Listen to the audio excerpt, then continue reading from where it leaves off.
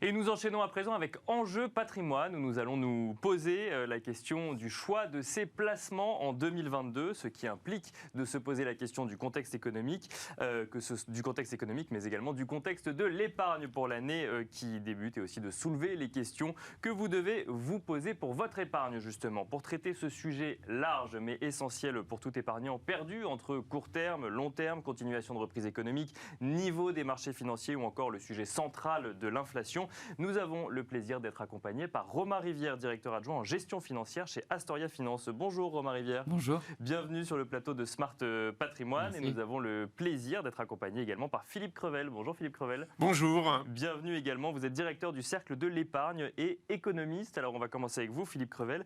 Nous sommes en février 2022, l'année 2022 a donc déjà un peu commencé, mais on peut quand même dire qu'on est en début d'année.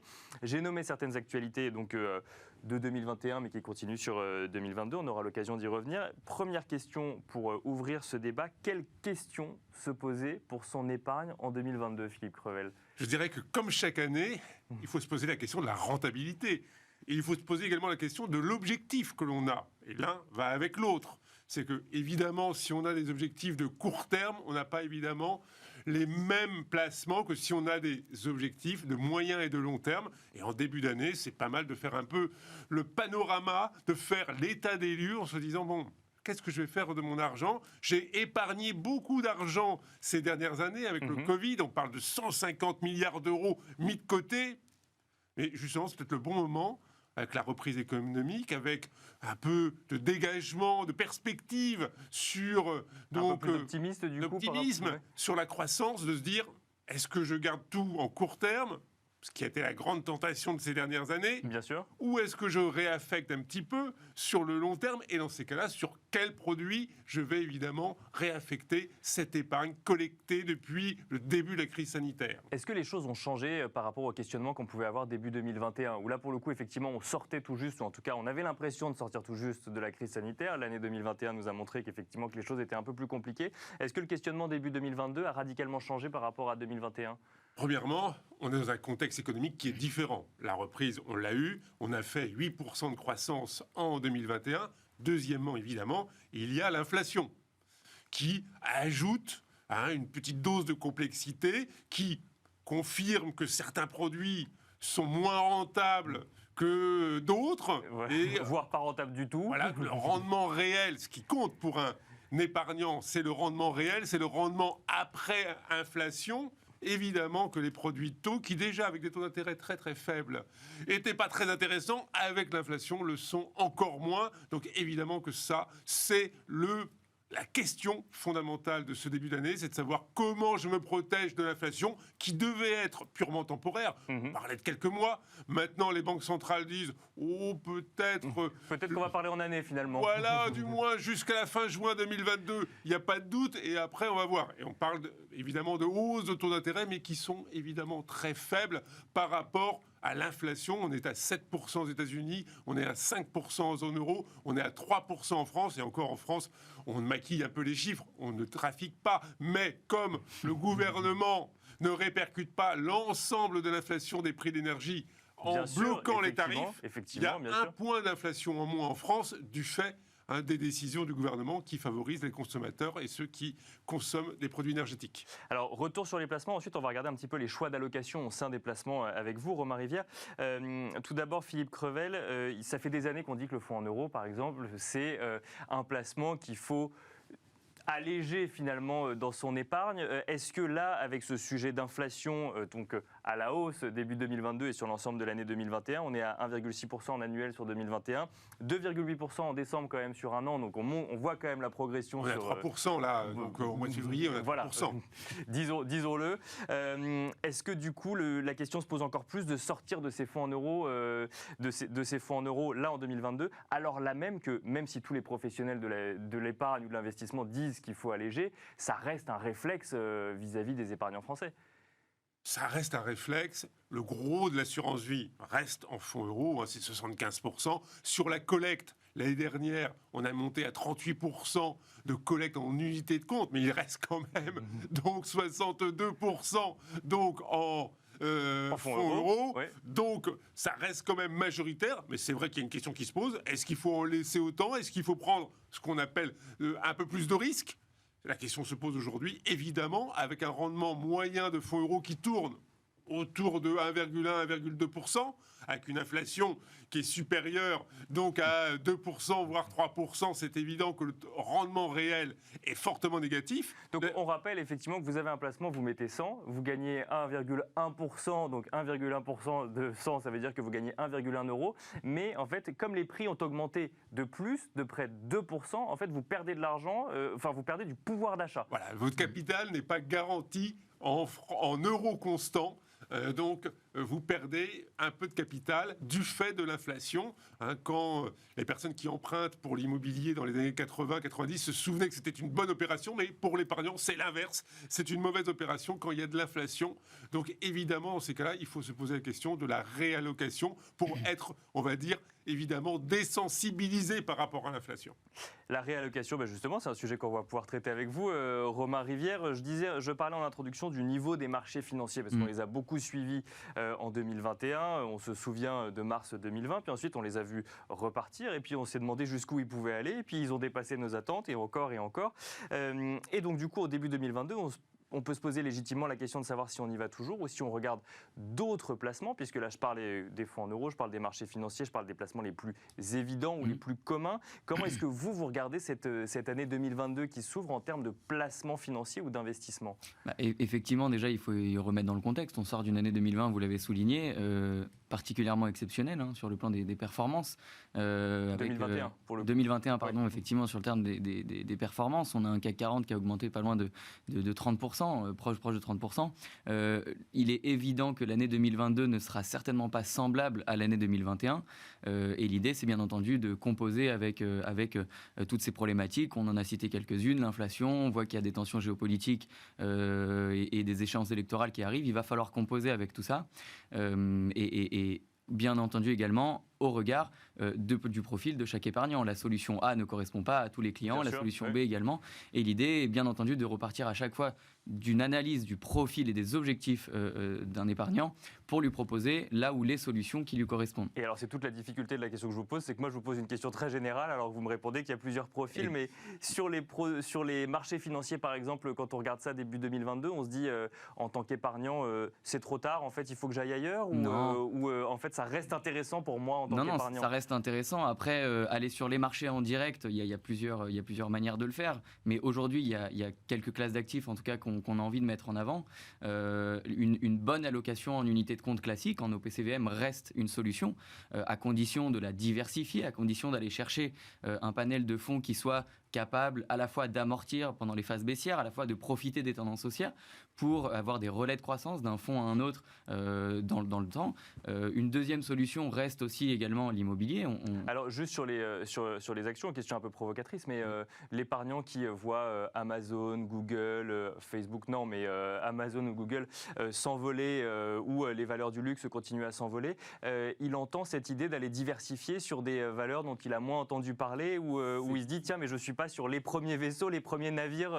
C'est tout l'intérêt d'avoir un conseiller en gestion de patrimoine, en tout cas, ou un conseiller bancaire. L'idée, c'est de faire de la pédagogie avec nos clients, de sorte à les orienter sur d'autres typologies d'actions. Il n'y a pas que les large cap américaines, heureusement. Oui, c'est ça. Il n'y a pas que les stars des marchés financiers. Exactement. Et on a encore aujourd'hui des réserves de performance sur des petites et moyennes capitalisations, par exemple, sur des marchés émergents qui n'ont pas autant augmenté que les marchés européens et les marchés américains l'année dernière. Donc, il y a encore des opportunités à aller chercher sur les marchés financiers en direct.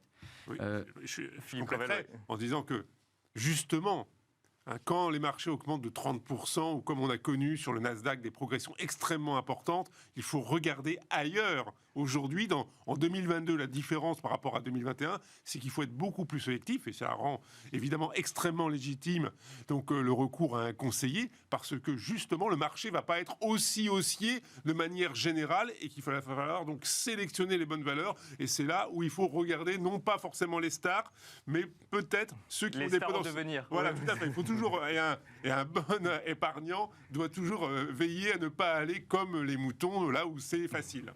Après, si je peux ajouter, effectivement, on parle depuis tout à l'heure des classes d'actifs classiques, actions, obligations. Complètement, on a commencé par celle-là. Voilà, l'idée est également aussi d'orienter son épargne sur des classes d'actifs un peu moins typiques, sans être non plus atypiques, mais un peu moins classiques, tout du moins, à travers l'immobilier. L'immobilier reste quelque chose d'intéressant. Alors là, on est sur du classique. Alors qu'est-ce qui fait qu'il est moins classique? C'est parce qu'on est en unité de compte immobilière parce que les unités de compte, l'immobilier peut être détenu soit effectivement en direct, soit à travers ce qu'on appelle de la pierre papier, donc les SCI, SCPI, OPCI. Et aujourd'hui, on a des véhicules d'investissement qui sont sur des classes d'actifs immobilières qui sont très bien diversifiées. On va retrouver de l'immobilier résidentiel, des résidentiels spécialisés, de l'immobilier de bureau, de la logistique. On voit qu'il y a de plus en plus de e-commerce, donc il faut bien entendu entreposer toutes ces marchandises. C'est le rôle de l'immobilier de logistique. Et il y a des fonds qui aujourd'hui investissent dans cette typologie d'actifs immobiliers.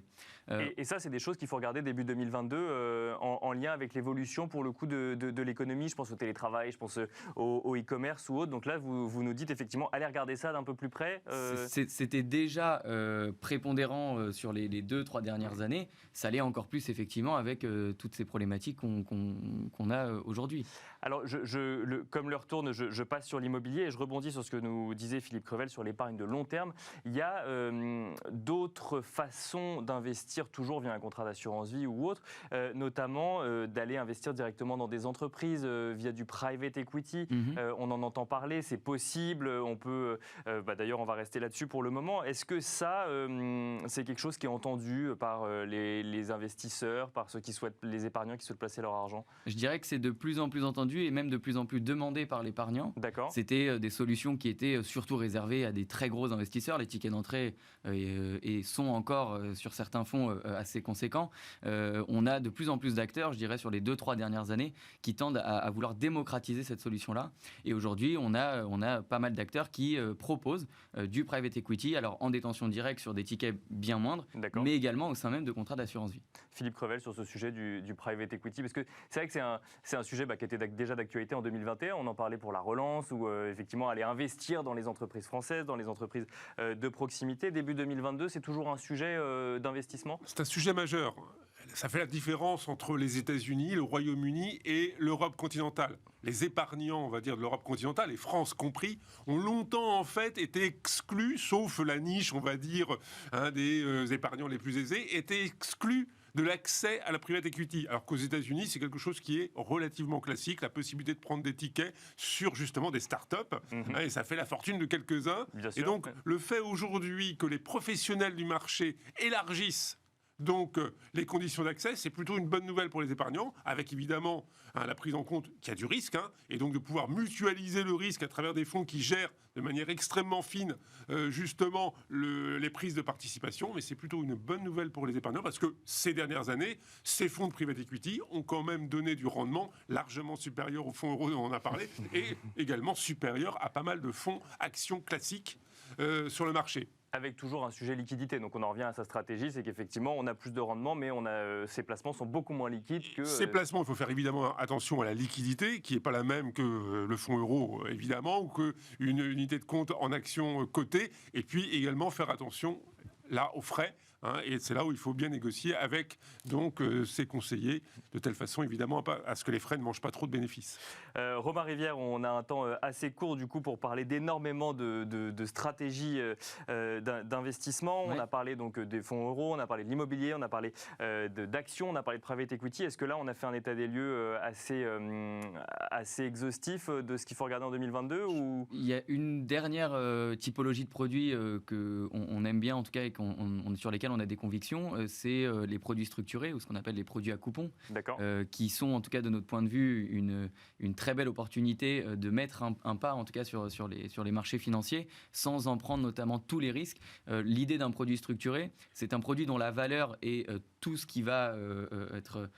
tous les mécanismes de la vie du produit vont être conditionnés à l'évolution d'un indice sous-jacent sans pour autant répliquer absolument la performance de cet indice sous-jacent. On retrouve dans des produits structurés des mécanismes hyper intéressants pour l'épargnant final avec des rappels à la baisse, avec un produit qui peut être remboursé même en cas de chute de l'indice jusqu'à un certain niveau. On trouve également dans ces produits structurés des mécanismes de protection du capital à l'échéance, des mécanismes de protection du coupon à l'échéance, c'est des produits qui délivrent des coupons ou qui peuvent les provisionner. Et ce sont des produits, alors qui sont certes catégorisés comme des produits complexes, mais qui, bien construits, en tout cas, et les banques font preuve d'ingéniosité là-dessus, qui bien construits peuvent correspondre à pas seulement les profils les plus dynamiques, mais même les plus prudents. Alors, on pourra rentrer dans le détail des produits structurés dans une autre émission, mais effectivement, on a compris le mécanisme. Dernière question rapidement pour vous, Philippe Crevel. Est-ce que cette année d'élection présidentielle en France va changer quelque chose pour les épargnants ? Je dirais que pour les épargnants, l'année 2022 risque d'être relativement calme sur le point de vue, on va dire, législatif. Parce que bon, l'élection, c'est au mois d'avril. Après, il y a les législatives au mois de juin. Donc, s'il y a des mauvaises nouvelles, c'est plutôt fin d'année. Donc, on va se dire qu'en 2022, ça va. D'accord. Pour le moment, il faut quand même se féliciter qu'il n'y ait pas eu beaucoup de modifications législatives ces 5 dernières années, depuis l'introduction du prélèvement forfaitaire unique, donc en 2018. Donc on a eu plutôt une grande stabilité au niveau fiscal. Il faut souhaiter évidemment que cette stabilité fiscale perdure dans les prochaines années et qu'on n'aille pas évidemment sur un alourdissement ou sur trop d'instabilité. Donc je dirais qu'aujourd'hui, il y a un environnement fiscal qui est plutôt favorable à l'épargne en France. On était beaucoup plus haut il y a quelques années. On est revenu dans la moyenne. Il y a encore des mesures, évidemment, qui permettraient de favoriser des placements longs. Il faudrait peut-être avoir une meilleure hiérarchie des aides fiscales entre les placements courts et les placements longs, avec, évidemment, l'idée de la réorientation. Mais je dirais qu'on a un environnement fiscal qui, aujourd'hui, est plutôt performant. Merci beaucoup Philippe Crevel, directeur du Cercle de l'épargne et économiste. Merci également Romain Rivière, directeur adjoint en gestion financière chez Astoria Finance. Merci à tous les deux de nous avoir aidés à décrypter un petit peu les différentes façons de placer son argent ou son épargne début 2022. Merci à vous de nous avoir suivis. Je vous donne rendez-vous demain à 13h sur Bismart pour un nouveau numéro de Smart Patrimoine.